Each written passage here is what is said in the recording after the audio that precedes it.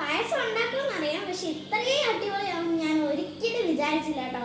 നല്ല മധുരം എല്ലാം ഓക്കെയാണ്. നമുക്ക് പായസം കാണാം.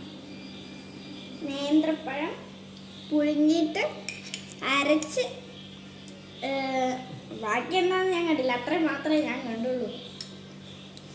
ഹലോ, ഞാനപ്പോൾ നേന്ത്രപ്പഴം കൊണ്ട് ഞങ്ങളൊരു പായസം ഉണ്ടാക്കിയതാണ്.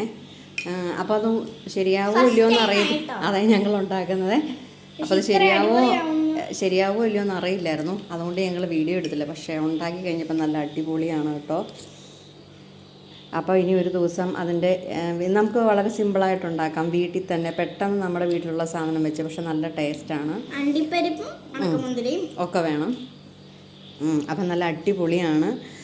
ഒരു ദിവസം ഇതിൻ്റെ വീഡിയോ ഇടാം. അപ്പോൾ ശരിയാവോ ഇല്ലയോ എന്നറിയാൻ നമ്മൾ പിടിച്ചിട്ട് കാര്യമില്ലോ. അപ്പം അതിനെ ഞാൻ 2-3 ഇത്ര ഉണ്ടായിരുന്നു കേട്ടോ ശരിക്കും. പക്ഷെ ഞാൻ എനിക്ക് പിടിച്ചിരിക്കാൻ പറ്റിയില്ല. അപ്പം ഞാൻ വേഗം കുടിച്ചു. അപ്പോൾ ഇതുപോലെ എല്ലാവരും ഉണ്ടാക്കണം. അപ്പം നല്ലതാണ്. ഇനി ഇതിൻ്റെ ഒരു വീഡിയോ ഞങ്ങൾ ഇടുന്നതായിരിക്കും. ലൈക്ക് ചെയ്യുക, ഷെയർ ചെയ്യുക, സബ്സ്ക്രൈബ് ചെയ്യുക, കമൻറ്റ് ചെയ്യണം കേട്ടോ. എല്ലാവരും കമൻറ്റ് ചെയ്യണേ. ഓക്കെ.